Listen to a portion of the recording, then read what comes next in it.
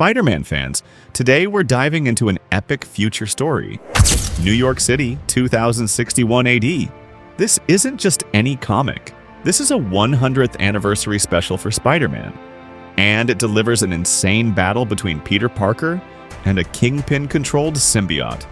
Let's break it down. In the towering office of Wilson Fisk, also known as the Kingpin, something terrible has happened. Eddie Brock is dying. Peter Parker watches in horror as the Kingpin calmly explains why he did it. First rule of business, Parker: eliminate the competition. But that's not even the worst part.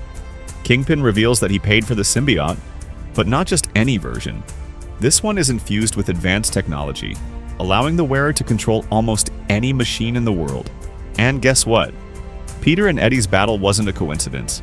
It was a test to finalize the symbiote's programming. Now that it's ready, the Kingpin takes the symbiote for himself, and before Peter can react, boom! Kingpin punches him straight through a window. Peter crashes onto a massive electronic billboard, one displaying the face of Mary Jane Watson. As Peter struggles to get up, the Kingpin's voice echoes from the billboard itself. She's always been a bit out of reach, hasn't she? Peter is stunned. How does Fisk know about his history with MJ?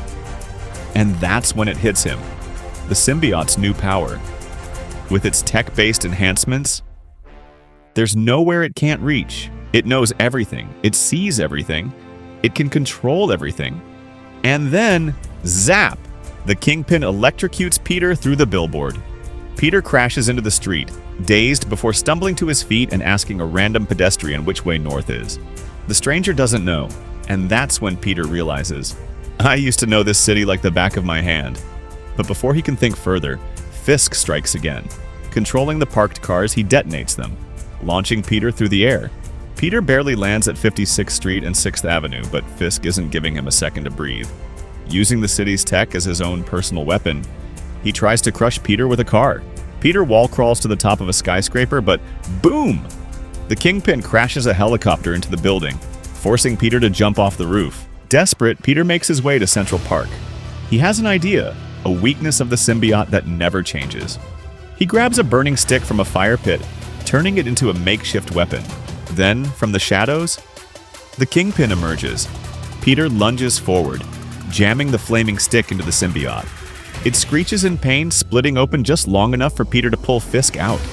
And just like that, the Kingpin's reign ends. The symbiote burns away, and Fisk is left defeated. Exhausted, Peter heads to a familiar place, his old home, the one that once belonged to Aunt May. Sitting there, he reflects on everything. He had lost sight of what mattered. He had taken power he didn't earn, and in doing so, he had broken so much. But then he remembers Aunt May's words. Nothing is unfixable, it just won't be easy. And so, Peter takes out some sewing equipment, a piece of blue cloth, a spool of red thread. And as he stitches, he makes a promise. I won't forget again. And right there, his classic red and blue Spider-Man suit begins to take shape once more. And that, my friends, is the 100th anniversary special for Spider-Man. A futuristic battle, a new type of symbiote, and a return to Spider-Man's roots. This comic is an absolute must-read. What do you guys think? Let me know in the comments. And hey, if you love Spider-Man, symbiotes, and insane Marvel stories, make sure to hit that like button, subscribe, and I'll see you in the next video. But before we go, let's end it with the one quote that defines Spider-Man.